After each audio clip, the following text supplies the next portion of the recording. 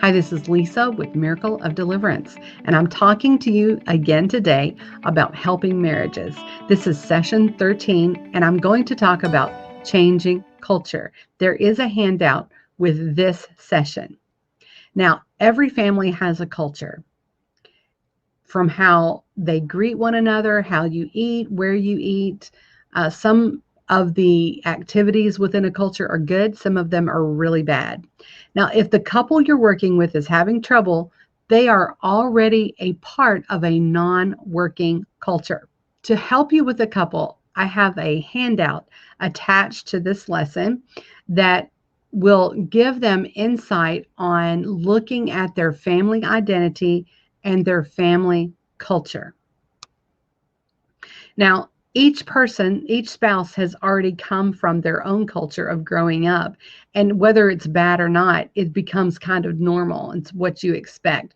So when they got married, they brought and clashed two cultures together. And I'm sure that probably stirred up a few things right there. But let's talk about some things you can do to help them get a really good culture. Okay.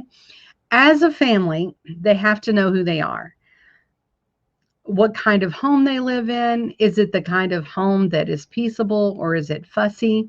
One of the good characteristics of a good family identity is that they are a loving family that encourages one another. Well, on that worksheet, they can write those kinds of things like that down. But if you want to develop a kind of culture that's nurturing, you have to do the nurturing kinds of things. And you have to train this to the children as well. If you ask them what kind of culture that they have, they may not be able to answer that for you. So I've got just a few starter questions that may help you. One thing is you can ask them, when you leave home and your spouse isn't with you, what's the process of leaving? How do you do that? Maybe they don't tell each other they're leaving, or maybe they say, hey, see you later. Maybe they kiss one another. Maybe, I don't know. But whatever goes on when they're saying goodbye or hello is a part of their culture. Ask them, what are your habits before you go to sleep? What's the bedtime ritual? What's that look like? That's a part of their culture. How do they celebrate victories? Someone aces a test. Maybe they have a goal that they've met. Maybe someone graduates. It could be small to big, but how do they celebrate? Because that is their culture. In our household culture, we have purposely put in place that we celebrate victories no matter what. And we do that with, I've got special dishes that I'll bring out. It doesn't have to be anything extremely elaborate, but we do have a celebration culture. And so maybe they need to think about that. How do they handle drama?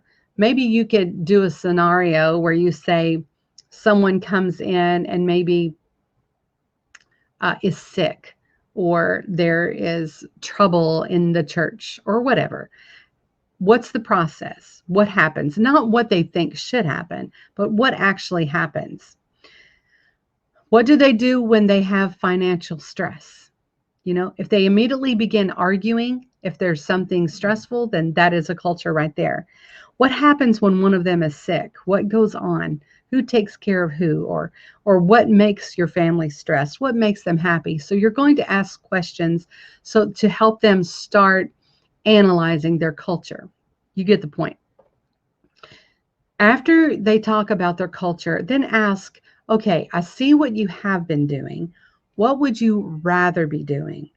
Simple things like greeting someone when they come home from school or work can really change a culture. Looking a person in the eye when they walk in the door says, hey, I'm glad you're home. You can also gauge and see if there's something wrong with them or if they're especially happy.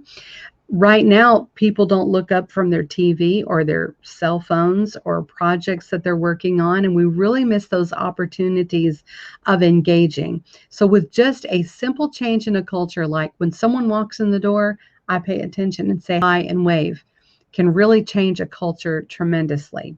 Now, if I can give just a couple of suggestions, as believers, we really want a culture of thankfulness, of peace, and mutual satisfaction. That can happen when we change what we're doing to match up with the kind of culture that we want. So after talking with them and get them thinking about what their household is like and how they want to change it, encourage them to pray, seek and ask God on things that they can do or stop doing.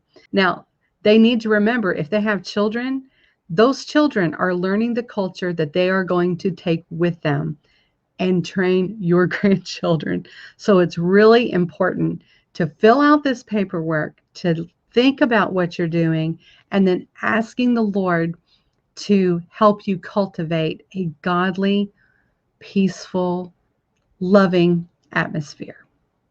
The next time on session 14, we're going to talk about allowing room for the spouse to be healed. Catch you next time.